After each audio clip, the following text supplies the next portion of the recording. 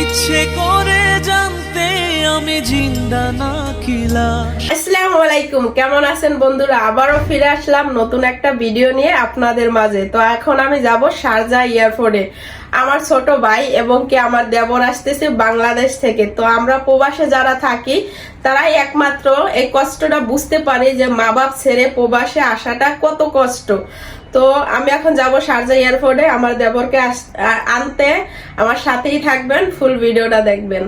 তো বন্ধুরা অবশেষে চলে আসলাম গাড়ির কাছে, গাড়ি নিয়ে যাব আমার দেবরকে আনতে। তো সাথেই থাকবেন, ফুল ভিডিওটা দেখবেন।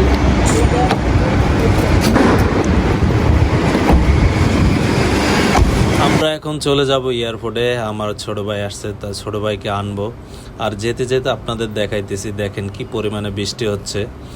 আর খুবই সুন্দর একটা জায়গা, সে কারণে এটা ভিডিও করলাম আপনাদের দেখানোর জন্য। তো বন্ধুরা অবশেষে চলে আসলাম শারজা এয়ারপোর্টে, এখন যাব আমি ভিতরে।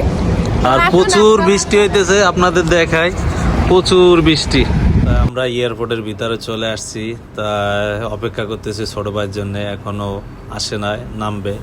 আর বৃষ্টির কারণে বিমানটা একটু দেরি করতেছে, তাই সে কারণে চিন্তা করলাম যে একটু ভিডিও করি, আপনাদের সাথে শেয়ার করি। অনেকক্ষণ পরে ওয়েট করার পরে দেখতেছি যে বিমান থেকে লোক আসতেছে এক এক করে। তা আমরা সব কিছুই দেখতেছি, আর পরবর্তীতে চিন্তা করতেছি আমার ছোট ভাই কই গেল, আসতেছে না কেন। কিন্তু এক এক করে সবাই আসতেছে, কিন্তু আসতেছে না।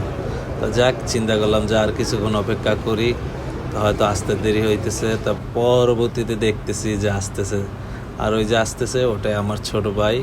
তা যাক, আলহামদুলিল্লাহ সুন্দরভাবে আসছে। তা এখন বাইরে যাব, কথা বলবো আর কিভাবে আসলো, কি আসার বিষয়, আর সম্পূর্ণ ভিডিওটাই দেখবেন লাস্ট তারিখ। ঘুম থেকে উঠলেই ডিউটি, ডিউটি থেকে আসলেই ঘুম, এভাবেই অর্ধেক জীবন শেষ আমার মতো হাজারো প্রবাসী ভাই বোনদের।